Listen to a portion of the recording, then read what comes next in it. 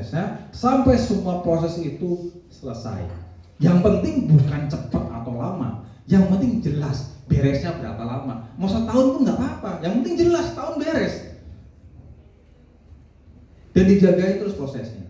Nah, di antara semua proses, kalau kita bilang kuliner ya, yang priority pertama kita harus jaga itu produk. Karena disitulah kita jualan ya. Sisanya biasa sambil jalan. Kira-kira seperti itu, Mas Edo. Ya, keren banget nih.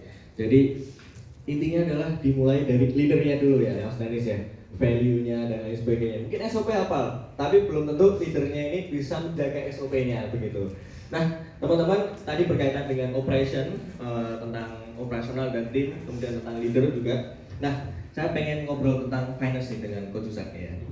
Nah, Coach, mungkin di sini ada juga brand owner ya, mungkin yang sudah besar ataupun yang sedang merintis ya, atau yang sudah di level tengah-tengah lah. Nah, ini ada fase brand itu kan ada yang mulai besar nih. Nah, seringkali ada orang yang datang kayak menawarkan diri, aku mau jadi investor nih gitu kan. Nah, itu tuh sebenarnya kayak sebagai business owner pemula atau mungkin yang sudah menengah lah, walaupun udah lama. Nah, banyak yang bingung dan tidak tahu apakah ini peluang atau sebenarnya ini tuh tantangan gitu. Nah, apa yang harus diketahui atau bekal yang harus dimiliki oleh business owner yang sudah masuk ke fase ini? Iya, investor tuh teman atau lawan. Wah, iya. Kita teman-teman gini ya. Ada 4 pertanyaan yang kita harus tanya dulu sebelum kita ketemu investor. Yang pertama, Anda harus tahu pada saat Anda mau ketemu investor, Anda harus tahu kebutuhannya apa. Karena funding is just a tool to grow. Apakah Anda memang mau ekspansi ataukah mau butuh working capital? Jadi apa butuhnya untuk apa? Yang kedua, butuhnya berapa? Harus jelas. Ya, harus dibikin proyeksi keuangan, proyeksi cash flow-nya. Jadi jelas kita tuh butuhnya berapa dan untuk apa. Yang ketiga, baru tentukan jenis modalnya, jenis pendanaannya apa. Tadi kan saya sudah sampaikan ada debt or equity. Ya, tidak semuanya equity itu harus bagus. Saya malah menyarankan hampir dari 10 perusahaan owner yang datang ke saya bilang mau ketemu investor, setelah saya analisa keuangannya, mereka nggak butuh investor sebenarnya. Dan duit investor itu mahal dari sisi cost of money. Cost of debt itu lebih murah dibandingkan cost of equity. Jadi kebanyakan kita carinya investor. Kalau investor itu uang berbiaya mahal, yang kadang-kadang kita nggak perlu sebenarnya investor kalau dianalisa, gitu ya. Nah, yang keempat, baru sumber investornya dari mana.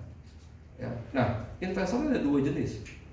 Ada yang namanya strategic investor dan financial investor, gitu ya.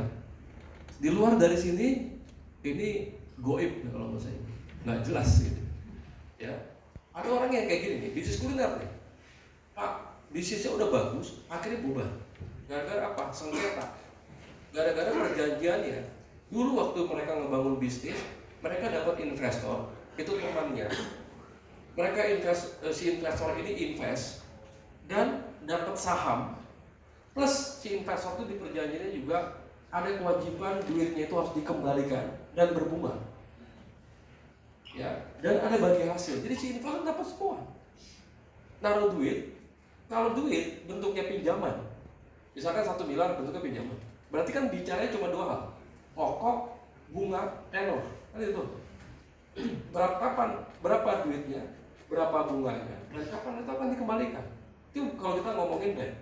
Kalau ngomongin equity, berapa persen kepemilikan yang kita dapatkan, lalu nanti returnnya bisa dapat dari dividen atau dari capital gain. Nah, kalau uang yang masuk itu pinjaman, tentunya nggak bicara pembagian saham. Kalau bicaranya masuknya equity, baru bicara ngomongin soal saham, kan gitu.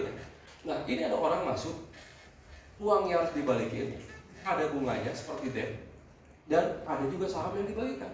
Jadi habisnya kacau tuh akhirnya, biaya uangnya jadi mahal, karena 2 kali dia membiayai, ya kan? Nah, ini karena nggak ada ilmunya, nggak ada ketahuan, akhirnya berantakan. Nah, maksud saya gini, teman-teman harus paham ilmu sebelum ketemu sama investor. Saya miris ya, betul. Saya tuh mirisnya gini, pada saat Anda mau bertransaksi, minimal Anda equal dalam ilmu. Karena yang satu berilmu, yang satu enggak. Akhirnya apa? Ya kacau tuh semua. Investor ngomong kayak gini, didengar aja udah gue udah percaya sama lu, karena kita nggak berilmu. Jadi minimal Anda sama dulu ilmu. Kalau si ilmunya sama, baru keluar nanti kerjasama yang fair. Kayak gitu ya, fair. Ada yang investor tuh ada yang investor strategik dan ada yang finansial. Strategik itu contohnya, dia itu investasi ke perusahaan kita dan dia nggak mau keluar. Dia mau berlama-lama di bisnis kita, ya.